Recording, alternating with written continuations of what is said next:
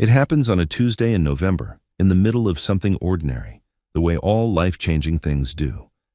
Jae-won is being driven back from a meeting that resolved nothing, his mood a dark thing that promises suffering to whoever speaks to him first. When the car slows at a red light on a street he never usually travels. Out of habit he looks to the window. He's always watching, always cataloging. And that is when he sees the boy.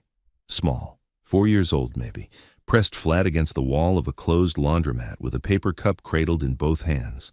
Round-faced, dark-skinned, wearing a jacket, bought with room to grow into clearly by someone who planned ahead, someone who loved him.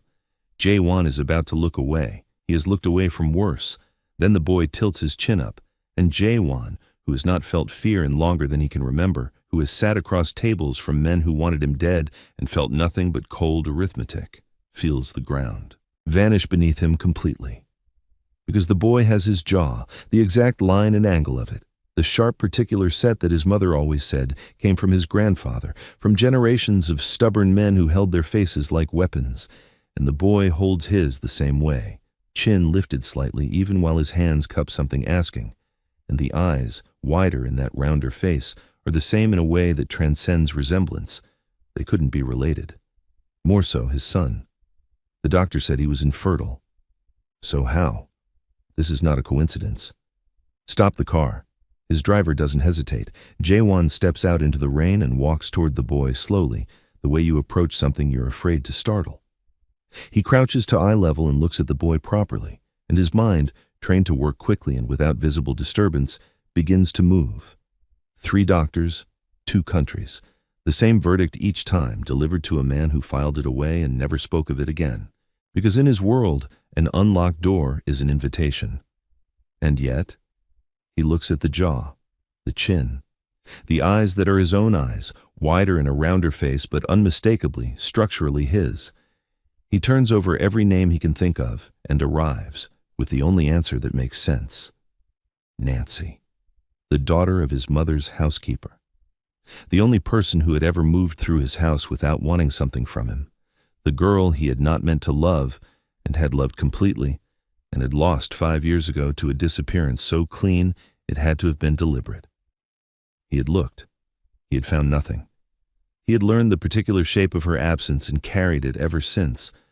She'd been pregnant when she ran. He hadn't known. He looks at his son, and feels every wall he has ever built come loose at once. "What's your name?" he asks.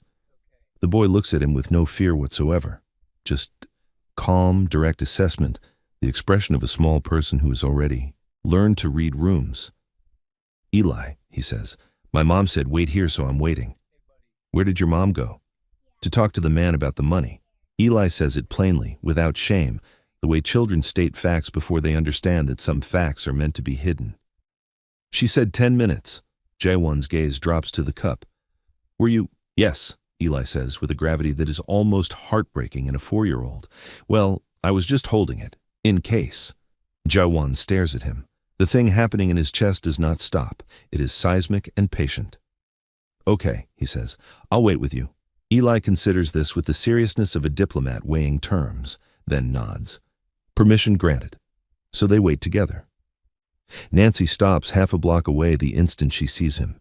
She knows him before she can justify how. She knows the exact shape of him, the particular stillness he carries like a physical property, the way his presence organizes the space around it. She has known the shape of him for 5 years, through nightmares and through dreams she was ashamed of, through every quiet moment she ever spent trying to forget. She knows him the way you know something that has never stopped living in your body. Her legs make the decision. She turns. "Mom," Eli's voice, bright and effortless, "this man waited with me." She goes still. Eli has seen her. Running now means her son watches her run. She has spent 4 years ensuring Eli never sees her afraid of anything. Not debt collectors, not dark streets, not the particular silence of rooms that feel wrong. She will not let it start now. She turns back. She walks forward. Each step is a choice she makes against her own body. Jae-won straightens slowly as she approaches. He watches her with an expression she never let herself imagine. Not cold, not calculating, not the controlled fury she spent years preparing for. Something open and unguarded that is almost harder to face than anger would have been. Nancy, just her name. Quiet, like he has been keeping it somewhere careful for a long time. Eli, she takes her son's hand without breaking eye contact. We need to go.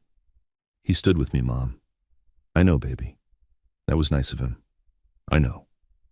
Jawan does not move, does not reach for her, does not step into her path. He only says, low enough that only she can hear it, I'm not here to hurt you. I only want to understand. She laughs. It comes out wrong, sharp and serrated, not quite the sound she intended. You don't know what I saw, she says. Her voice is steady. She holds on to that. Whatever you saw, he says. I don't think you saw all of it. She goes. He lets her. She does not look back. She will not give him that. He has her address within the hour, passed to him through channels that never fail. He sits in the car outside in the dark for a long time, hands still, engine running, looking at the building where a light is on in a second-floor window. Then he drives away, for now. The next morning, Nancy is not surprised when he knocks. She is surprised that he knocks at all, rather than simply walking through the door like he owns everything, which, in most parts of the city, he does. She opens it with the chain on. Through the gap, he looks past her into the apartment, what little he can see of it, small, clean but worn in the particular way that comes from not being able to fix things when they break. A child's drawings taped along the wall with the careful pride of a mother who doesn't have frames but refuses to let that be the end of it. I want to know him, Jawan says. Tell me what it would take. Nothing, she says. There is nothing it would take. We're fine. Nancy, we're fine. She closes the door. He comes back the next day, and the day after. He does not push, does not raise his voice, does not leverage the considerable weight of everything he is and everything he could do. He simply returns. Knocks, and when the chain stays on or the door doesn't open at all, he leaves. Like a man with patience enough to outlast her. Which, she suspects, he is. On the fourth day, Eli hears his voice through the door. She feels her son's small body coiling beside her legs before she can stop it, that 4-year-old momentum that has no interest in complicated history or the reasons adults keep their doors mostly closed. Eli has decided something, and a 4-year-old's conviction is its own immovable force. 5 minutes, she tells Jawan when she opens the door. It is not an invitation. It is an exhausted ceasefire, and they both know the difference. Jawan sits on her apartment floor. Within 3 minutes, Eli is climbing him, scaling him completely with the fearless certainty of a child who has never yet met a body that wasn't available to him as furniture. Jawan, the man who has made rooms full of armed men go quiet with nothing but a look, goes still and lets it happen. He adjusts only once, a small shift of his arm to make sure Eli doesn't fall. Nancy watches from the kitchen doorway and feels something move in her chest, tectonic and unwelcome. She looks away before it can settle into anything with a name. The eviction notice has been on her kitchen table for 11 days, 2 months behind. Her landlord, a patient man, an old man, a man Eli once charmed at age 3 by fixing his cigarette lighter with a paperclip, who has always found them endearing, has reached the limit of what patience can carry. She understands. She does not blame him. Understanding and not blaming don't change the number at the bottom of the notice. She had a job, cashier at a grocery store, steady, enough. Then the store closed its doors, and enough became nothing. She has applications out. She has 2 interviews pending for next week. She is not a woman who surrenders. She has never been that woman, has worn her refusal to give up like a second skin through. 4 years of raising Eli alone in a city that offers very little softness to women in her position. But November rent is in 6 days, and she has $43. She does not tell Jawan this. She would not tell Jawan this if he were the last person left on the earth with anything to give, Eli tells him. Not deliberately, just in the way children narrate their lives without yet understanding which parts are meant to be kept inside. We might have to move again, Eli mentions cheerfully, stacking blocks on Jawan's knee with the focused industry of a small architect. Mom's worried about the letter. The silence afterward is very short. Jawan doesn't look at her. He keeps his eyes on Eli and asks in the tone of someone just making conversation, "Where would you go?" "I don't know," Eli says. "Mom says we'll figure it out." He places another block, steady-handed. We always figure it out. Yeah, Jae-won says quietly. I believe that. He leaves without saying a word to her about it. The next morning there is a bag of groceries outside her door. No note, no card, just groceries, carefully chosen, and sitting on top, a box of the exact cereal she'd heard Eli mention 2 days ago that he wished they had. She had said nothing when Eli said it. She'd filed it away in the long mental list of things she was working toward. Jae-won had been sitting on the floor 3 feet away, and she hadn't thought he was listening. She stands in the hallway in her socks, holding the cereal box for a long time. Then, she brings it inside.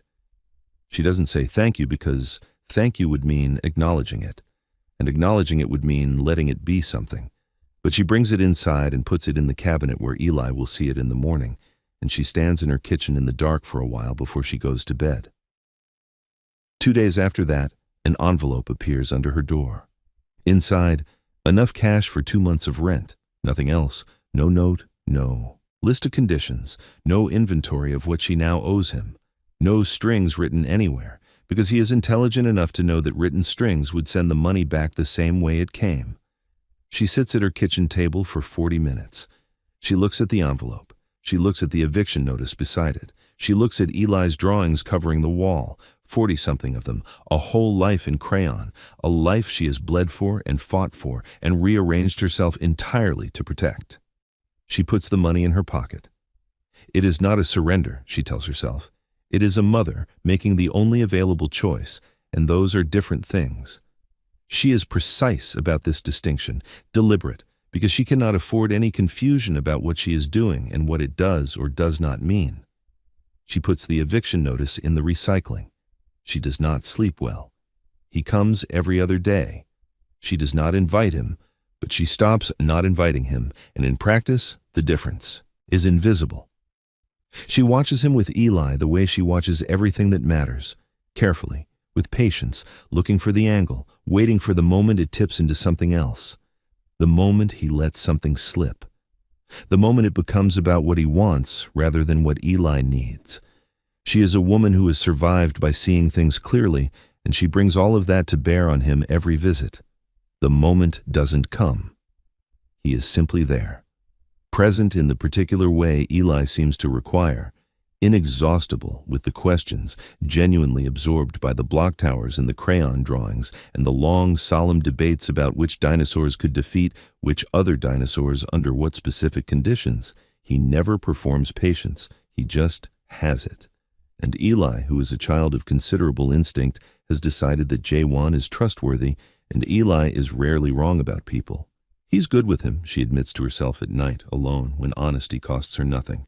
She doesn't say it out loud. Out loud, she is still watching, still waiting for the angle that hasn't appeared yet. She notices other things against her will, because she has never been able to stop noticing. He comes alone. Every time, no security, no quiet men waiting in cars at the curb, no entourage arranged at a respectful distance. Just him. She knows enough about his world, has held enough of its edges, to understand what that exposure costs a man like him. What it says that he pays it, without comment, without asking her to acknowledge it. He never raises the past, never pushes toward the conversation she can feel suspended between them at all times, present as weather. He seems to have made a decision that she will come to it on her own terms, and that, if she doesn't, she doesn't, and either way, he will keep showing up every other day and sitting on her floor and letting her son climb him like furniture. One afternoon, he fixes her kitchen tap. She had mentioned it to Eli. Not to Jae-won, to Eli in passing, that the dripping was keeping her up at night. On his next visit, Jae-won arrived with tools. He fixed it in 20 minutes while Eli stood beside him, offering opinions and handing him the wrong instruments with total confidence. When it was done, Jae-won washed his hands at the sink he had just repaired and went back to the living room floor like nothing worth noting had occurred. She left the room because she needed somewhere to put her face. "Can I ask you something?" It is evening. Eli is asleep. Jae-won is on his way out, and the question surprises her as much as it surprises him. She wasn't planning to ask it tonight, wasn't sure she was planning to ask it ever, but there it is, already out, already in the air between them. He stops, turns, waits. You believed you couldn't have children, she says. She had heard this once years ago from her mother who cleaned his house, who moved through the edges of his world, with the invisibility of good domestic staff and who heard more than she was meant to. That's what you thought. Something crosses his face, there and gone. Yes. So when I left, it never crossed your mind that, no. The word is quiet and absolute. It didn't occur to me. I didn't think it was possible. He pauses. I didn't know you were pregnant, Nancy. I know, she says. I know you didn't. They stand and look at each other, and 5 years presses into the space between them. All the things that happened and all the things that didn't, all the versions of this life that could have existed and don't, and all the weight of choices made in the dark without full information. Tell me what you saw that night, he says. Quietly, like a man who has been waiting a long time to ask and has finally decided he can. Tell me exactly. So she does. She tells him all of it.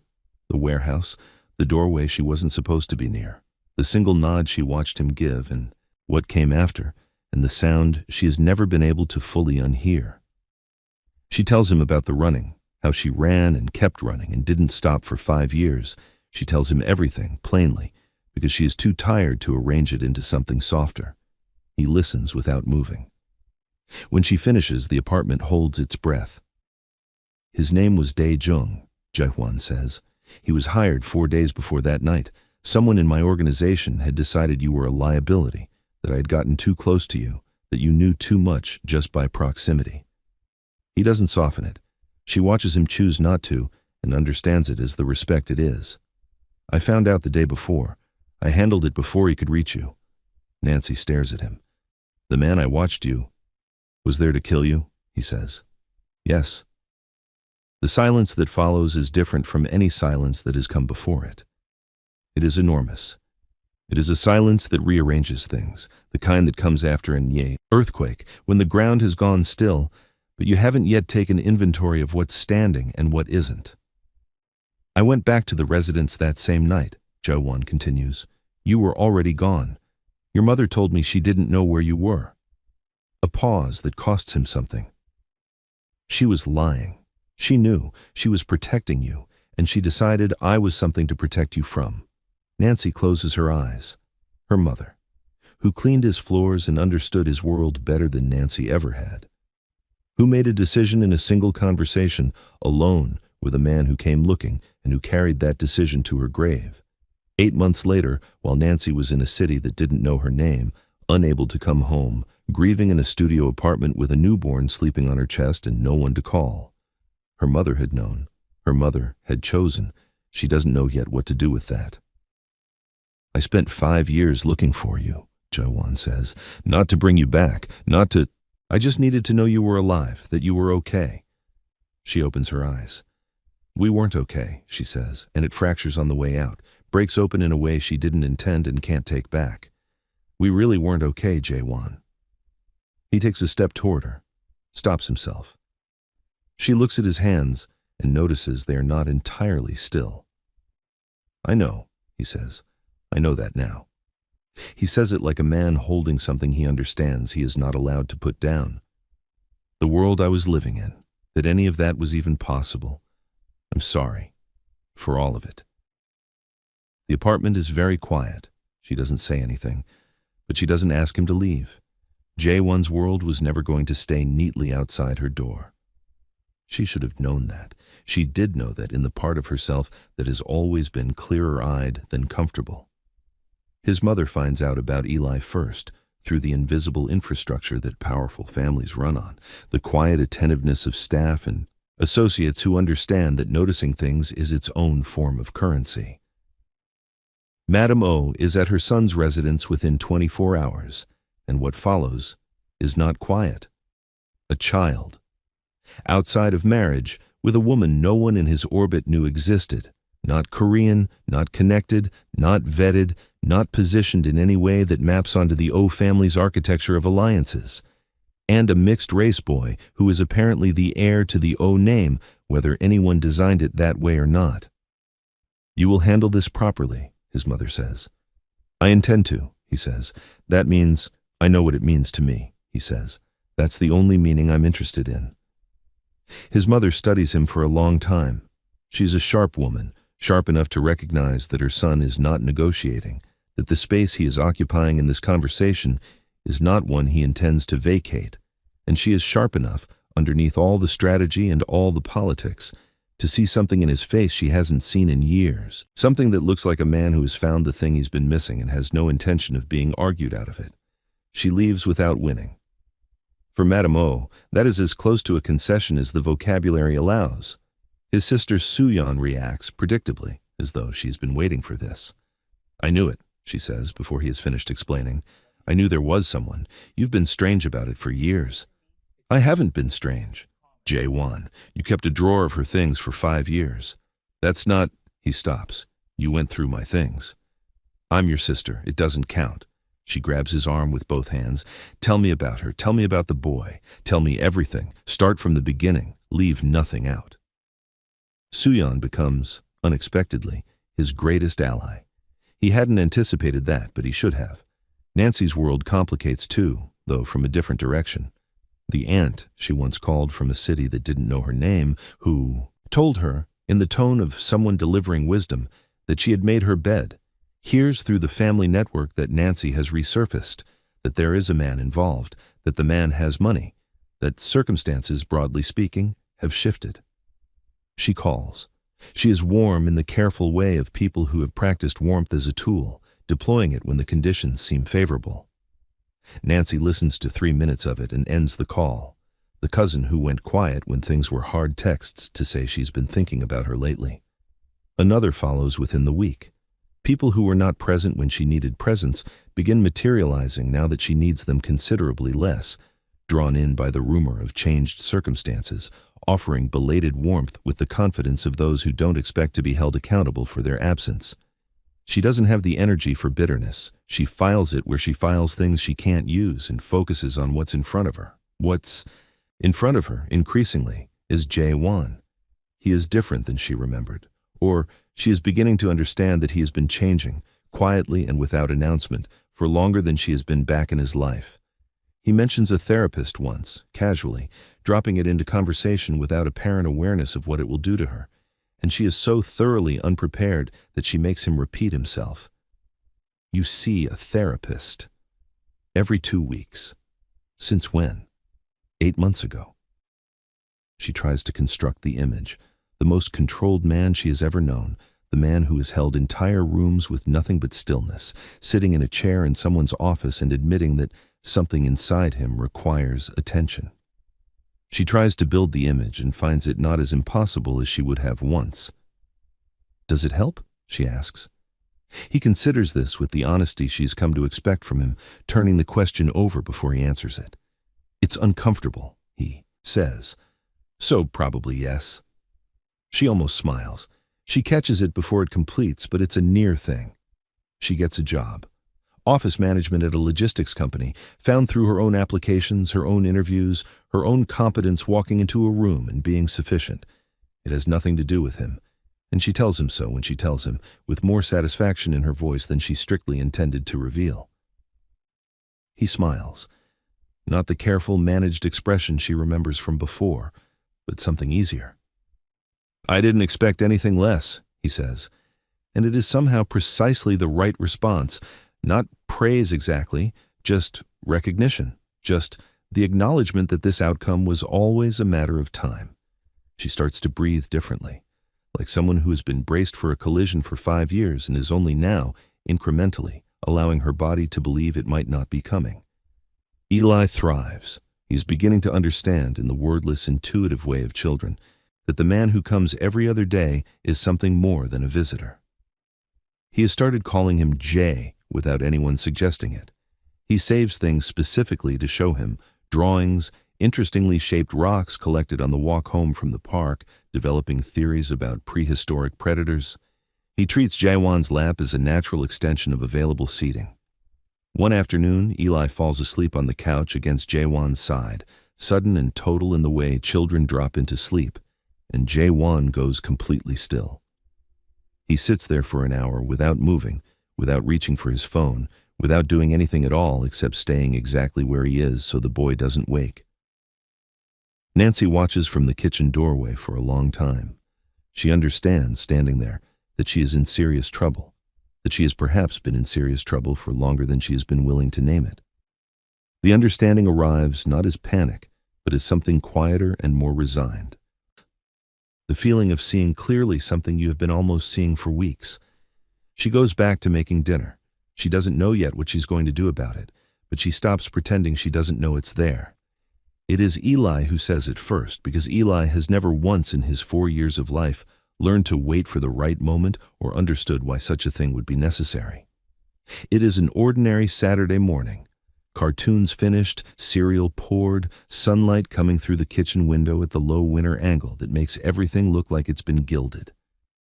Eli is at the table with his spoon raised and his expression that of a person following a train of thought to its logical destination, which is always, with Eli, exactly where you least expect to end up.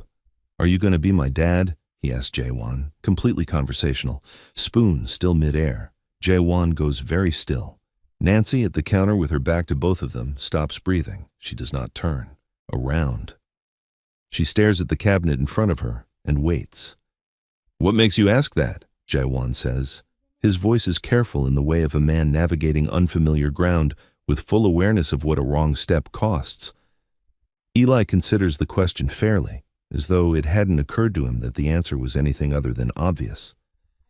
"You look like me," he says with the devastating simplicity of a 4-year-old who has not yet learned that some observations are supposed to stay interior. "And you look at my mom the way Marcus's dad looks at Marcus's mom." He takes a bite of cereal and chews. "And you're always here." He swallows. "So I was just wondering." The kitchen holds the sentence in the air like something suspended. Nancy has still not moved. She's aware of her own heartbeat in a way she isn't usually, aware of the specific quality of the silence behind her. Jaewon's silence, which she has learned to read like a language. "That's a conversation for me and your mom," Jaewon says finally. Still careful, still even. "But I want you to know something, Eli. I'm not going anywhere. Whatever happens, I'm not going anywhere, okay?" Eli receives this information, weighs it, and finds it satisfactory. He nods once, the decisive nod of a small person whose question has been sufficiently answered, and returns to his cereal with the complete equanimity of a child who has never learned to find the enormous things alarming. Nancy turns back to the counter. She stares at the wall. She does not say anything for a long time, and neither does he, and the kitchen continues its ordinary Saturday morning around all three of them, as though nothing has shifted. Something has shifted. That night, after Eli is asleep, she finds Jaewon in the hallway putting on his coat to leave. She has been thinking all day. She's been thinking since this morning, and she's come to the end of whatever process she needed to complete, and the end of it has brought her here, to the hallway, before she can talk herself out of it. "I'm not afraid of you anymore," she says. He turns. "I needed you to know that. It took longer than I expected, and I'm telling you now. I'm not afraid of you." He watches her. He doesn't fill the space with reassurance or with anything at all. He just watches and waits and lets her have the room. "I'm afraid of this," she says. She keeps her voice level, which costs her something, of wanting something and then watching it disappear. "I've lost so much. My mother. Years of my own life that I spent surviving instead of living. I've been so careful, so deliberate, about not wanting things I can't keep." She pauses. "It became a habit, not wanting things too much, not letting myself count on anything I couldn't carry alone." "Nancy, I'm not finished." He closes his mouth. "I notice things about you," she says. "I've been trying not to. I notice them anyway. The way you are with him, not performing. It not trying, just actually present with him in a way I don't think you can manufacture." She looks at him steadily. "The way you have never once in all of this made me feel like I owe you anything for it. No ledger, no debt implied." A pause. The tap. The way you fixed it and didn't make it mean something. He says nothing. He has always known when words would cost more than silence. "The therapist," she says. "That one surprised me more than I expected." Something moves at the corner of his mouth, almost. I don't need saving, she says, and her voice firms here, because this is the part that matters most, the part she needs to get exactly right. I need you to understand that as a foundational fact and not as something I'll eventually soften on. I saved myself. I saved my son. We got here by ourselves, through things I would not wish on anyone, and I am not ashamed of a single choice I made to get us here. I know, he says, quietly and without qualification. I know you did. I've never thought otherwise. But I am, she says, and her voice does something on the last word, dips into a register she has kept sealed for a long time. Very tired of doing everything alone. He crosses the hallway in 2 steps and stops directly in front of her. Close enough that she has to tilt her chin up to meet his eyes, that same angle, that same particular line that she sees every morning in her son's face. He doesn't touch her. His hands stay at his sides. He waits with the patience of a man who has learned, at significant cost, that waiting is the only thing that has ever actually worked. She reaches up and puts her hand against his face. His eyes close. The breath he releases is slow and unsteady, the breath of a man setting down something that has been heavy for years. Under her palm, she can feel the tension in his jaw ease, incrementally, like ice yielding. He reaches up and covers her hand with his, holds it there. They stand in the hallway of her small apartment while Eli sleeps in the next room, and the city runs its indifferent course outside. And the thing that has been moving toward this moment for 5 years, through running and hiding and knocking and waiting and tap repairs and cereal boxes and a small boy who asks the questions no one else will, arrives, finally, where it was always going. She doesn't move her hand. He doesn't let go. His mother comes to the apartment on a Thursday, while Jae-won is across the city in a meeting he didn't invite her to and doesn't know she's skipped. Nancy opens the door to find a small, immaculate Korean woman in her 60s, standing in the hallway with the focused stillness of someone who has spent a lifetime being the most formidable person in any room she enters. She's looking at Nancy with the careful, total attention of an appraisal being conducted. "May I come in?" Madame O says. The inflection does not rise at the end. Nancy steps back and opens the door wider, because she has not survived 5 years alone in an indifferent city by flinching from difficult women. She recognizes the type. She has learned, at considerable cost, how to stand inside the attention of powerful people without rearranging herself. They sit across from each other at the small kitchen table. Eli is at a neighbor's. The apartment, which has started to feel like something approaching home, has never felt smaller. Madame O does not look around the apartment with the pointed assessment of someone cataloging inadequacy. She looks around it the way a precise person gathers information, noting the child's drawings covering the wall, the repaired tap, the cereal box on the counter. Reading the room the way powerful women read rooms, which is to say completely and without appearing to. "I want to understand what you want," she says. "I want my son to be okay," Nancy says. "That's what I've always wanted. That's the entire list." "And my son?" Nancy holds her gaze. That's more complicated." Something moves in Madame O's expression. Not warmth, precisely. Something more austere than warmth, the particular look of a person who has encountered an answer that was more honest than they expected and has adjusted their estimation accordingly. "He spent 5 years looking for you," she says. "He believed he was looking for answers, closure, some accounting of what happened." A brief pause. "I knew better. Mothers generally do."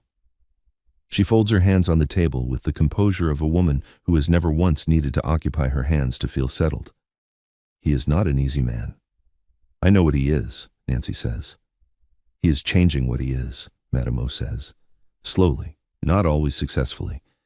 "I don't tell you this because I approve of all of it. I don't, and I won't pretend otherwise. I tell you because it is true, and because you are clearly a woman who makes better decisions when she has accurate information." She looks at the drawings on the wall for a moment. "My grandson will want for nothing. I can promise you that regardless of what you decide about everything else, what you decide about everything else is between you and my son. I have no interest in inserting myself into that question." She stands, smooths her jacket. The meeting, apparently, is concluded.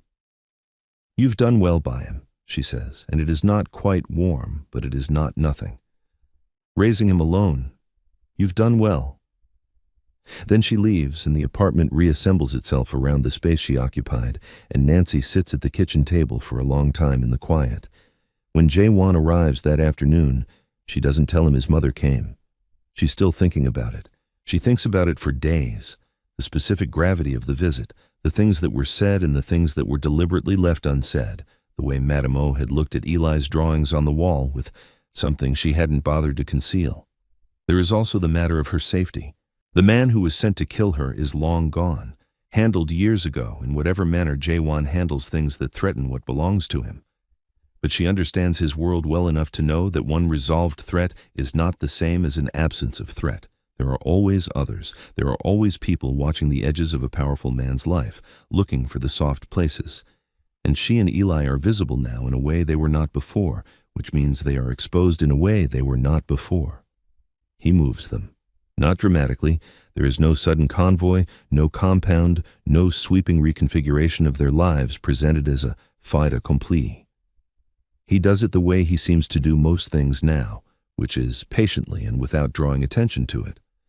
Over the course of a month, piece by piece, their situation improves. A better apartment in a building with better bones and better locks, in a neighborhood where she can walk to the park without the low-grade vigilance she'd grown so accustomed to she'd stopped noticing it. A car and driver, available, present, never intrusive. Security she doesn't have to see to know is there, arranged at a distance that respects the life she is living rather than enclosing it. She lets him do it. She lets him because Eli deserves to be safe, and because she is tired in the specific way that comes from years of being the only person standing between her child and everything, and because there is a version of being cared for that doesn't require you to surrender the person you became while you were learning to survive without it. That is the version she has been afraid didn't exist. That is the version she is beginning, carefully and without rushing, to believe this might be. She doesn't say this out loud. She's not ready to say it out loud, and she's not going to perform readiness she doesn't have. But she thinks it. At night, in the new apartment, with Eli asleep in the next room and the city quieter than she is used, too, she lets herself think it. She thinks, maybe. And for now, maybe is enough to build on. He tells her everything one night, not just Daijung, all of it. The full architecture of who he has been, the decisions that built him into the man she ran from, the things he chose and the things he told himself justified them, and the long, uncomfortable work of dismantling those justifications one by one. He doesn't arrange it to be flattering. He doesn't perform guilt or broker for her sympathy or position himself as a man already forgiven by his own suffering. He simply tells her the truth in the plain and deliberate way she has come to recognize as his most genuine register, and then he stops talking and lets her do what she wants with it. She listens to all of it without interrupting. The apartment is quiet around them. Eli is asleep. The city does its distant thing beyond the window, indifferent as always, and in here there are just the two of them and 5 years of accumulated weight and everything he has just set down on the table between them. She is quiet for a moment after he finishes. Then, I'm not going to pretend the things you've done don't exist. I'm not asking you to. I'm not going to pretend that what you're doing now erases them, that becoming a different person retroactively changes what the other person did. I know, he says. I know that. But I also, she says, and she slows down here, choosing the words with the care of someone who has thought about this for longer than tonight, I'm not going to pretend that the man I watch with my son every week is the same person as the man I ran from. Because he isn't. I know the difference. I've spent my whole life learning to see people clearly, and I'm not going to stop trusting that now just because the conclusion is inconvenient. He looks at her. She looks back, steady, the way she has always been steady, the particular steadiness of someone who came by it the hard way, who had to build it herself from nothing, and who therefore knows exactly how load-bearing it is. I fell in love with you, she says, a long time ago, when I was young enough that I could almost blame it on that, and also old enough that I knew exactly what I was walking toward and walked toward it anyway. Something in her expression shifts, not softening exactly, but opening, the way a room opens when a window is finally raised. I tried to stop. When I left, I was so certain that distance would be sufficient, that if I put enough cities between us, the feeling would eventually run out of something to live on. A brief pause. It helped for about a year. And then it was still there. It didn't go anywhere. It just waited. "Nancy, I'm talking," she says. "Let me finish." He closes his mouth. He waits.